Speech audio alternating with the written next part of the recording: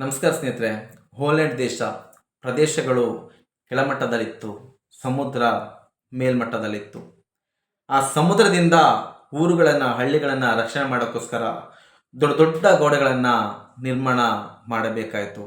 ದೊಡ್ಡ ದೊಡ್ಡ ಗೋಡೆಗಳನ್ನು ನಿರ್ಮಾಣ ಮಾಡಿದ್ರು.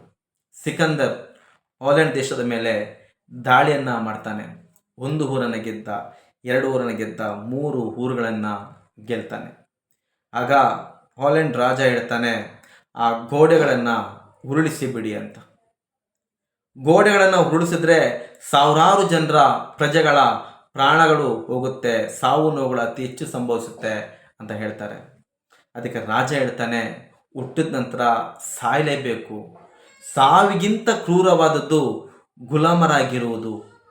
ಗುಲಾಮರಾಗಿರುವುದಕ್ಕಿಂತ ಸಾವೇ ಮೇಲು. ನೀವು ಗೋಡೆಗಳನ್ನು ಉರುಳಿಸಿ ಅಂತ ಹೇಳ್ತಾನೆ. ಗೋಡೆಗಳನ್ನು ಉರುಳಿಸೋಕ್ಕೆ ಪ್ರಾರಂಭ ಮಾಡ್ತಾರೆ. ಪ್ರಥಮ ಬಾರಿಗೆ ಸಿಕಂದರ್ಗೆ ಭಯವನ್ನು ಹುಟ್ಟಿಸ್ತಾರೆ. ಭಯ ಆಗುತ್ತೆ. ಆ ಭಯದಿಂದ ಸಿಕಂದರ್ ಹೇಳ್ತಾನೆ, ಯಾವ ವ್ಯಕ್ತಿ ತನ್ನ ಜೀವಕ್ಕೂ ಹೆದರದೆ ಪುಟಿದೆದ್ದು ನಿಲ್ತಾನೋ ಅಂಥವನನ್ನು ಇಡೀ ವಿಶ್ವದಲ್ಲಿ ಯಾರೂ ಕೂಡ ಸೋಲಿಸಲು ಸಾಧ್ಯವಿಲ್ಲ ಅಂತ ಹೇಳ್ತಾನೆ. ಅಂಥ ಹೋಲೆಂಡ್ ಇಡೀ ವಿಶ್ವವನ್ನು ಗುಲಾಮರನ್ನಾಗಿ ಮಾಡ್ತು. ಅಮೇರಿಕ ಕೂಡ ಗುಲಾಮರಾಗಿ ಇರಬೇಕಾಯಿತು. ನಾವು ಭಾರತೀಯರು, ಭಾರತ ದೇಶ ಕೂಡ 1000 ವರ್ಷಗಳು ಗುಲಾಮರಾಗಿ ಇದ್ವಿ. ಕಾರಣ ಹೋರಾಟ ಮಾಡುವ ಸಮಯದಲ್ಲಿ ಹೋರಾಟ ಮಾಡದೇ ಇದ್ದಿದ್ದರಿಂದ. ಜೀವನದಲ್ಲೂ ಕೂಡ ಹಾಗೆ ಸ್ನೇಹಿತರೆ, ಯಾವ ಘಟ್ಟ ಹೋರಾಟ ಮಾಡಿ ಗೆಲ್ಲಲೇಬೇಕು ಅನ್ನುವ ಸಮಯ ಸಂದರ್ಭ ಬರುತ್ತೋ ಆ ಸಮಯ ಸಂದರ್ಭದಲ್ಲಿ ಎಲ್ಲವನ್ನು ಬಿಟ್ಟು ಆ ಹೋರಾಟಕ್ಕೆ ನಿಂತಾಗ ಮಾತ್ರ ಆ ಹೋರಾಟದಲ್ಲಿ ಗೆಲ್ಲಕ್ಕೆ ಸಾಧ್ಯ.